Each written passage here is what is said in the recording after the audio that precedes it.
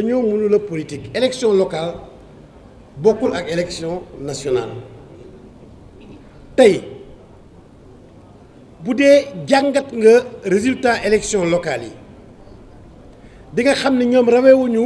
Benno Bokk Yaakaar plus de 15 000 voix ndaxte liste yi ci biir Dakar ëpp na 80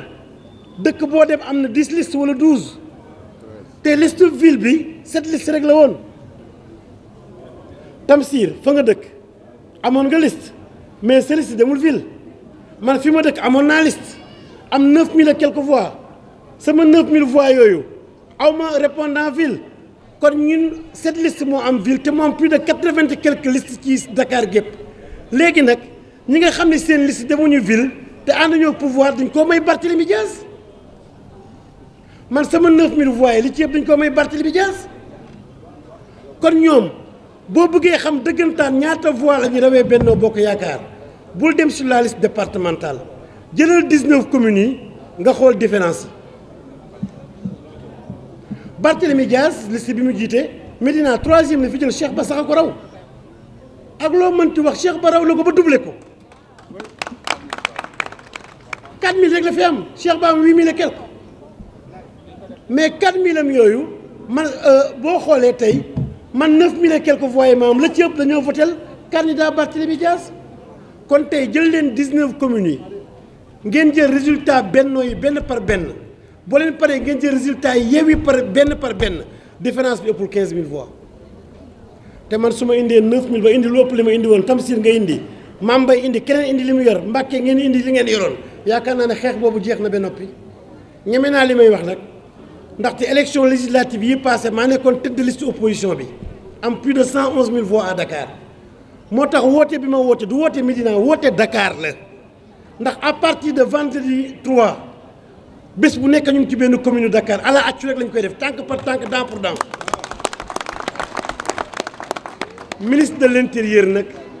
waa Nouvelle Vision gërëm naa leen ak waa Médina yëpp ak xale yëpp nag xale yëpp gërëm naa leen ma ni li nga xam ni moo jëm ci décision conseil bi li ma ci wax du bari ministre de l'intérieur kenn désavoué la sa liggéey nga def jaaraama parce que le ministre de l'intérieur deful lu dul appliquer disposition yi ne ci code bi mais loi wu parité di loi bi moo ni une liste qui n'est pas paritaire est irrecevable loolu la doxal di loi parité bay wax loolu di loi la une liste qui n'est pas paritaire est irrecevable loi rek la doxal kon sage yi man xaw ma fan la ñuy jaar ba déy génne li ñuy génne non man mënu ma waxee comme ñenn ñi déedéet man non man dama indépendant Abdou Karim sama mag man légalise laa quoi li ma xalaat lay wax man ànduma ci li sage yi def ànduma ci parce que man rafetal bi laa mënul ànduma ci parce que ñoom ci seen bopp demoon nañu ba xam ne teguñu ko ci yoon bu koy jiñante xam ne ñàkk nañu kon bu koy di sage yi ci stabilité réew mi lañu ko teg ñoo xam fañ ko teg ba def ko nañu xam ne def nañu ko waaye ñun ragaluñu parce que ñu ñëw ñu duma leen ñu ñàkk ñëw ñu duma leen man loolu laa gëm te comme que ñëw nañu sax duma bi ci lay gën a neex parce que bëgguma ñu naan liñ fi nekk la tax ñoom ñu gagné dinañ fi nekk dinañ leen duma waat leen mais nag jaaraama Antoine Diome parce que def na liggéeyam li texte yi wax bind na ko def na ko liste boo indee juróomi góor ñaari jigéen xam nga ni parité amu fa te man li may wax sage yi remplacement bokkul ak réaménagement bokkul ak correction boo dindee góor nga koy remplacer boo dindee jigéen nga koy remplacer te man bu jaaree yoon ñi démissionné bu leen di remplacer sexe bi ñu nekkoon lañ leen di remplacer woon seen liste du am parité ba tey dama bëgg ñu bu kenn bañ ñu nax le Conseil constitutionnel a parlé de remplacement le Conseil constitutionnel n'a pas parlé de réaménagement ni de correction et je pense que selon le texte le remplacement est sexe par sexe les hommes seront remplacés par des hommes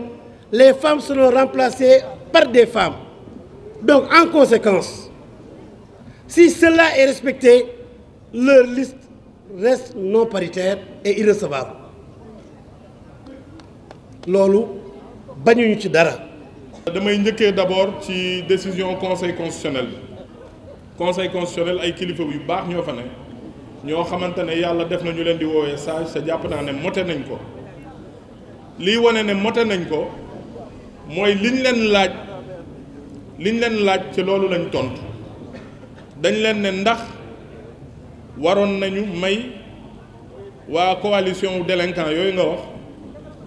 bu ñu ñëwee ñu def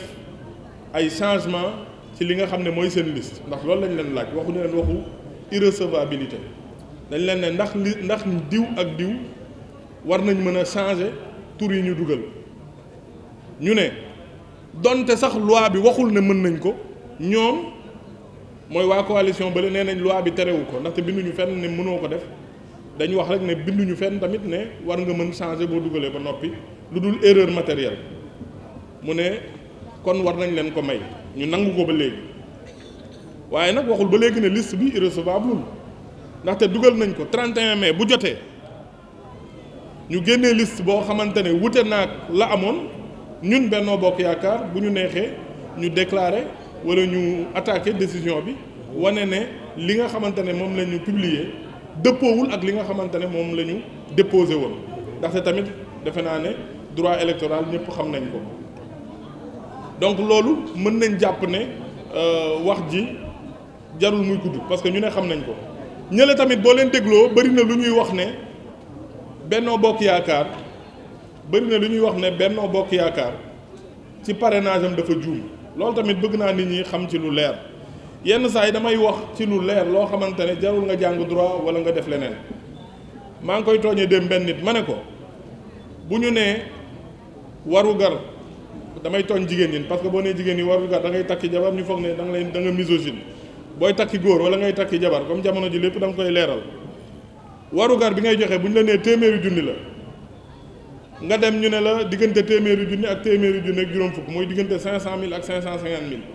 ki nga xam ne motlewul ñu ne ko may nañ la ñaari fan nga mottali waa léegi ki ëppal junni moom dañ koy daax loolu yenu na maanaa ci xel dañuy laaj warugar 550 000 yow nga joxe 555 000 ñu dàq la ki nga xam ne motlewul 500 000 ñu ne ko may nañ la ñaari fan nga dem mottali donc am na loo xamante ne xel waru koo mën a nangu parrainage bu Benno Bokk Yaakaar man na te respecté na réglementation loolu nañ ko bàyyi xel ay waxi caaxaan kese la leneen li nag mooy taxawaay bi nga xamante ne ñun waa Dakar dañ ko war a am su ma ñëwee Médina nekk premier arrondissement Dakar war na am seede bu ma def ci président de la République bi ma nekkee ministre de l'urbanisme daf ma ne man de wax dëgg yàlla Dakar am naa fi yéene def ay projet yoo xamante ne wax dëgg yàlla ci histoire Dakar mérité na ko te lu ci bëri benn bi corniche bi la beneen bi assainissement